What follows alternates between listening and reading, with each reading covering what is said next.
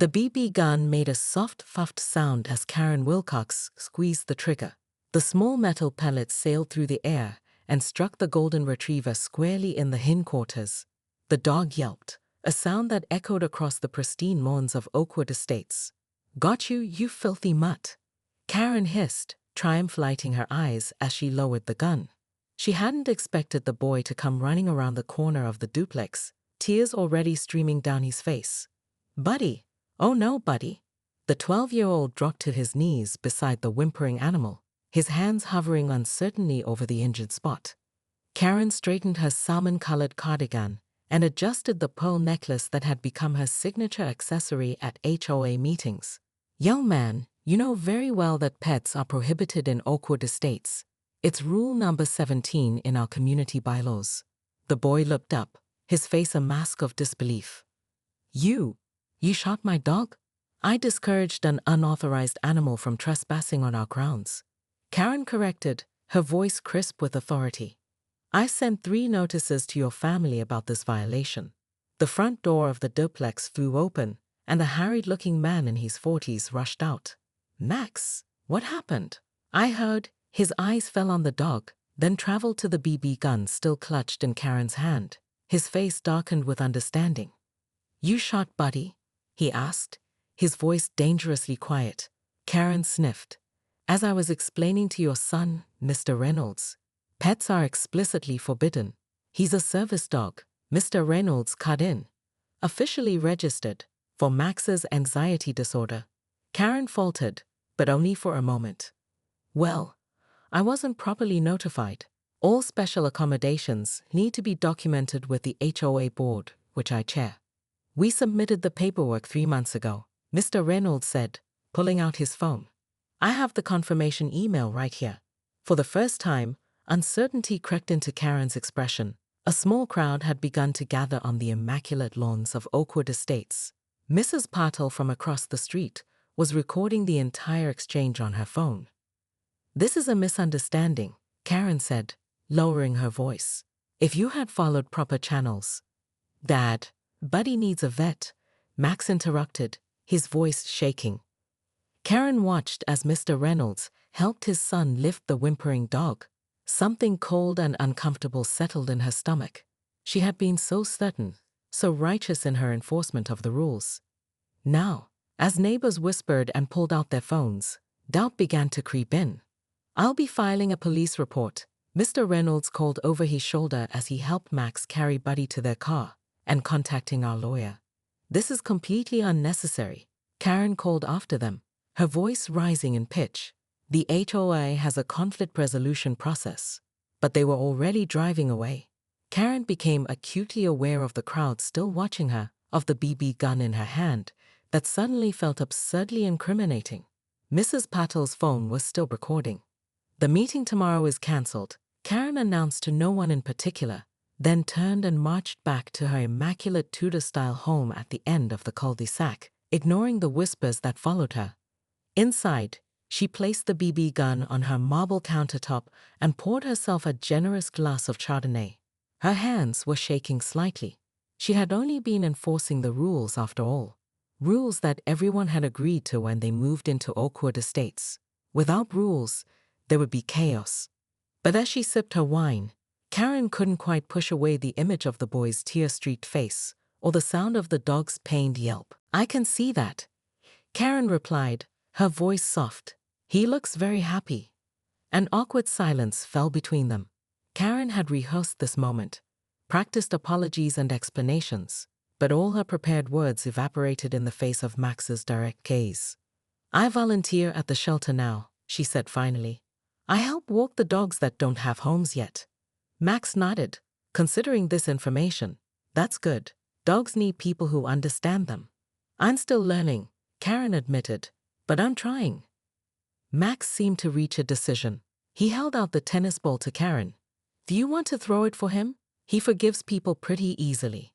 The simple offer, undeserved forgiveness, extended through a slobbery tennis ball, nearly undid her. Karen accepted the ball with shaking hands and gave it a gentle toss. Buddy bounded after it with exuberant joy, returning to drop it at her feet rather than Max's. See? Max said. He remembers you. But he's not scared anymore. The park's official opening ceremony began, drawing their attention away from the moment. As Diane cut the ribbon and residents applauded, Karen stood slightly apart, acutely aware of her changed role in this community. No longer its self-appointed guardian, she was now something more complicated, a cautionary tale, perhaps, but also possibly a testament to the human capacity for change. After the ceremony, as people began to disperse, Margaret Chen appeared at Karen's side. "Well," the older woman said, surveying the scene, "it's not perfect, but it's real." Karen watched as dogs of all sizes played together while their owners chatted on benches. "I used to think perfect and real were the same thing. And now I think perfect is just a story we tell ourselves to avoid dealing with the messy parts of being human." Margaret nodded approvingly. "There may be hope for you yet, Karen Wilcox." As Karen prepared to leave, Max approached her one last time, Buddy trotting faithfully at his side. "Are you coming back to live here?" he asked. "No," Karen replied honestly. "I think it's better if I start fresh somewhere else." The boy considered this. "Where will you go?" Karen smiled, a genuine smile that reached her eyes in a way her previous tight-lipped expressions never had. "I'm not sure yet. For the first time in my life, I'm figuring it out as I go." "That sounds scary," Max observed. "It is," Karen agreed, "but also kind of exciting." She hesitated, then added, "Sometimes the rules we make to feel safe end up building walls instead of homes." Max nodded, processing this adult wisdom with the remarkable adaptability of children. "Well, if you want to visit Buddy sometimes, that would probably be okay." As Karen drove away from Oakwood Estates, she glanced in her rearview mirror at the community she had once ruled with an iron fist and a laminated rulebook. The houses still stood in their orderly rows. The lawns remained neatly trimmed, but something fundamental had shifted. A rigidity replaced by resilience, perfection giving way to possibility. Karen Wilcox, once the most feared woman in Oakwood Estates, smiled at the imperfect beauty of second chances. She had lost her kingdom, but found something she hadn't known she was missing: the messy, complicated, wonderful opportunity to be human again. And while forgiveness might take more time than a single afternoon at a dog park opening, the slobbery tennis ball sitting on her passenger seat felt like a pretty good start. 3 days after what local news outlets had dubbed the Buddy incident, Karen sat in her kitchen, staring at a stack of papers. Her lawyer had just left after explaining, in excruciating detail, the legal ramifications she faced: a civil suit from the Reynolds family, potential criminal charges for animal cruelty, and a restraining order that prevented her from coming within 100 feet of Max Reynolds or his service dog. The doorbell rang, and Karen flinched. Visitors had become a source of dread rather than social opportunity. Steeling herself, she peered through the peephole to find Margaret Chen, the oldest resident of Oakwood Estates, and the one board member who hadn't yet called for Karen's resignation. "You look terrible," Margaret observed bluntly when Karen opened the door. "Thank you for that assessment," Karen replied dryly, gesturing for the elderly woman to enter. Margaret settled herself at the kitchen island, her keen eyes taking in the untouched cups of tea and coffee that had accumulated throughout the day. "The board meeting is tomorrow. They're going to vote you out." Karen nodded numbly. "I assumed as much." "Unless," Margaret leaned forward, "you can show them you've changed." A bitter laugh escaped Karen's lips. "Changed? The entire internet has decided I'm the villain in this story. My own daughter won't take my calls. How exactly am I supposed to convince anyone I've changed in 3 days? By doing something that doesn't involve rules, regulations, or property values," Margaret said. "Something human." The words stung because they contained a truth Karen had been avoiding. Her obsession with perfection and order had gradually eroded her connection to the human element of community.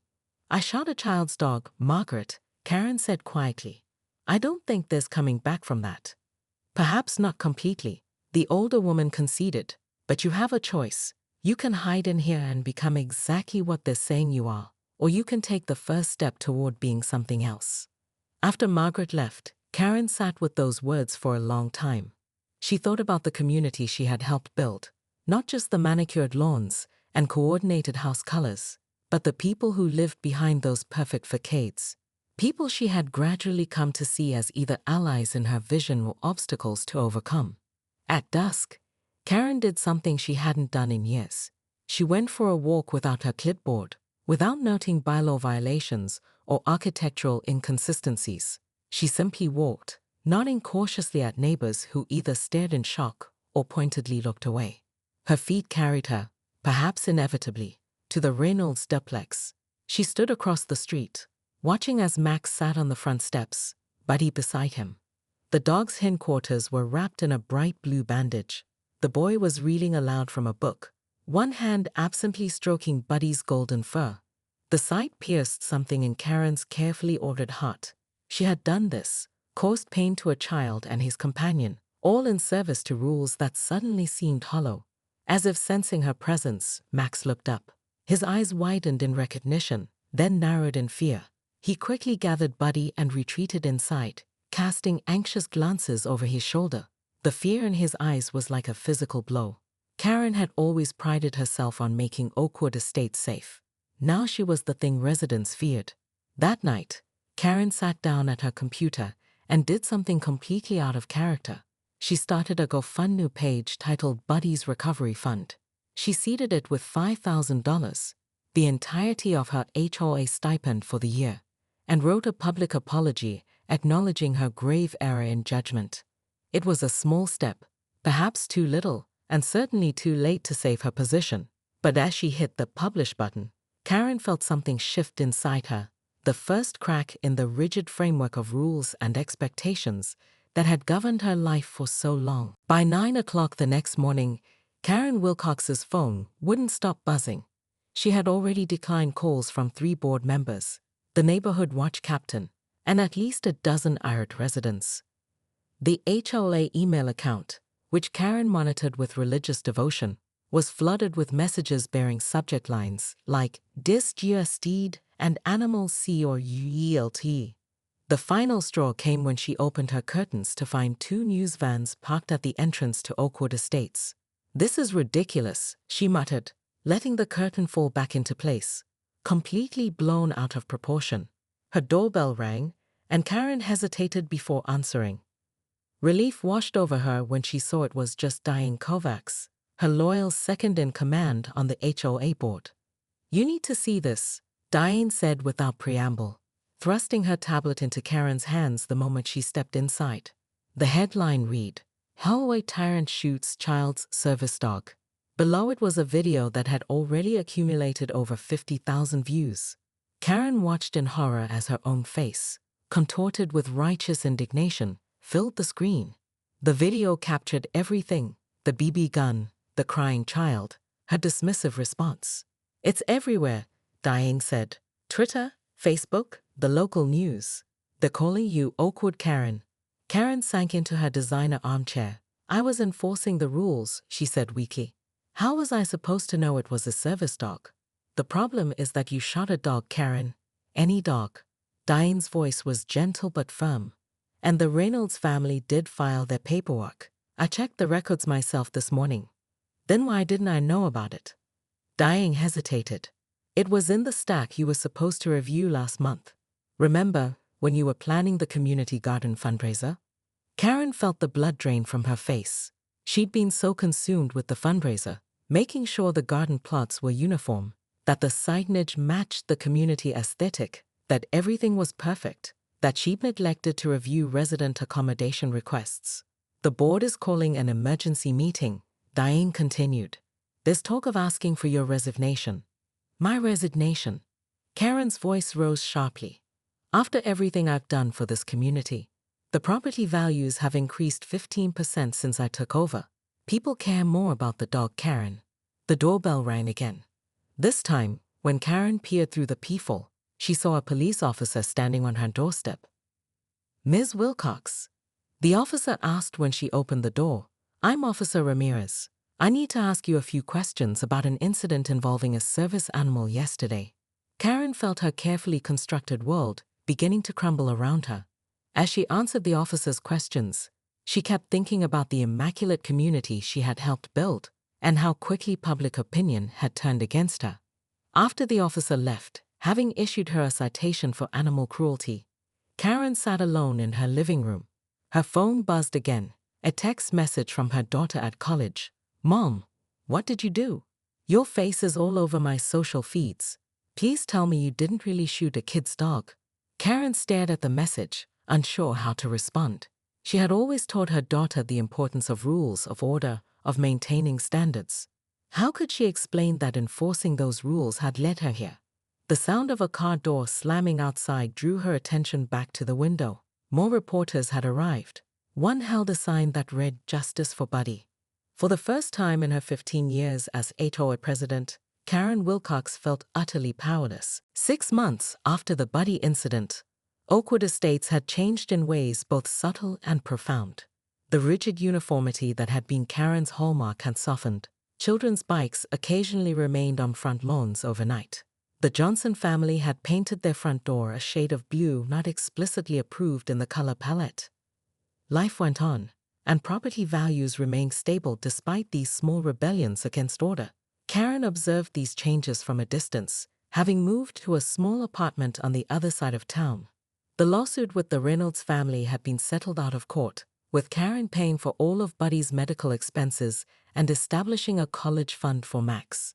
The criminal charges had been reduced to a misdemeanor with community service, which Karen had already exceeded through her volunteer work at the animal shelter. Today, however, she was returning to Oakwood Estates for the first time since her resignation. The community garden's dog park extension was opening, and against all odds, she had been invited to attend. Karen parked her car at the far end of the lot, anxiety fluttering in her chest. She had imagined this moment many times, but now that it was here, she felt woefully unprepared. As she approached the gathering crowd, conversations died down, heads turned, and a path silently opened for her. The dog park was nothing like the meticulously planned gardens Karen would have created in her previous life. It was functional rather than ornamental, with durable benches, water stations for both humans and canines, and a simple fence. What caught her eye, however, was the small bronze plaque near the entrance that read, "Second Chances Park, where everyone belongs." Diane, who had taken over as HOA president, approached with a tentative smile. "We hoped you'd come." "It's lovely," Karen said, meaning it. "Different than I would have done, but better." "That's the thing about letting go of control," Diane replied. "Sometimes you get results you couldn't have planned for." A familiar bark drew Karen's attention to the far side of the park, where Buddy, fully recovered, was playing fetch with Max. The boy had grown taller in the months since she'd last seen him, his movements more confident as he threw the ball for his enthusiastic companion. Karen hung back, not wanting to disrupt their joy with her presence. But Mr. Reynolds spotted her, and after a moment's hesitation, motioned for her to join them. "Max," he said as Karen approached cautiously, "Ms. Wilcox is here for the opening." The boy looked up, his expression guarded but not fearful. "Buddy's all better," he said simply. The emergency HOA board meeting took place in the Oakwood Estates Community Center, a building that Karen had personally overseen the construction of 3 years earlier. Now, as she approached the familiar double doors, it felt like entering enemy territory. Every seat in the room was filled, with additional residents standing along the walls. Conversations hushed as Karen entered, all eyes tracking her movement to the front. She noticed the Reynolds family sitting in the second row, though Max was absent, likely at home with Buddy. Diane called the meeting to order, her voice betraying none of the friendship they had shared for years. "We're here to address the actions of HOA President Karen Wilcox and to determine appropriate next steps for our community's leadership." Karen listened as, one by one, residents and board members spoke about her reign of terror, recounting incidents she had long forgotten. The time she'd fined the Jacobsons for having a basketball hoop visible from the street. How she'd sent daily notices to the Nguyen family when their grass grew a half-inch above regulation height during their grandmother's funeral week. Her crusade against the Robinson Children's Lemonade stand for operating a business without proper permits. Each story chipped away at the image Karen had held of herself as a dedicated community leader. In their retelling, she appeared petty, power-hungry, and utterly detached from the human element of neighborhood life. When Mr. Reynolds stood to speak, the room fell completely silent. "My son has had anxiety attacks since he was 8 years old," he said, his voice steady but emotional. "Buddy helps him function in a world that can be overwhelming. 3 days ago, my son watched his best friend get shot for simply existing in a space where someone decided rules mattered more than compassion." He turned to face Karen directly. Yesterday, an anonymous donation of $5,000 appeared on the GoFundMe page for Buddy's medical expenses. "I have reason to believe it came from Ms. Wilcox." A murmur ran through the crowd. Karen kept her eyes fixed on her folded hands.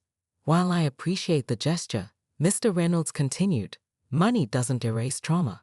My son is afraid to walk his service dog in his own neighborhood now. No amount of fundraising changes that." When it was finally Karen's turn to speak, she rose on unsteady legs. The speech she had prepared, full of procedural defenses and references to bylaws, suddenly seemed hollow. "I've spent 15 years trying to make Oakwood Estates perfect," she began. "I thought I was protecting our community, our investments, our way of life. But somewhere along the way, I forgot that communities aren't made of rules. They're made of people." Her voice broke slightly. "I can't undo what I did to Buddy or to Max. I can't erase the fear I've caused. What I did was inexcusable, and I take full responsibility." She took a deep breath. "I am resigning from the HOA board, effective immediately." A stunned silence fell over the room. Karen had been so synonymous with the HOA for so long that the concept of Oakwood Estates without her at the helm seemed unimaginable. "Before I go," she continued, "I want to propose something. The community garden that I've been so focused on perfecting, I'd like to redesign a portion of it as a dog park. A place where all residents, including those with service animals, can gather without fear of reprisal or judgment." She looked directly at Mr. Reynolds. "And I'd like to volunteer at the animal shelter where Buddy came from. Not as community service or public relations, but because I need to learn what you and Max already know, that compassion matters more than conformity." As she gathered her things and walked out of the community center, Karen felt oddly lighter. The familiar weight of rulebooks and violation notices was gone, replaced by something less certain, but somehow more real. For the first time in 15 years, Karen Wilcox left an HOA meeting without knowing exactly what would happen next, and strangely, that didn't terrify her anymore.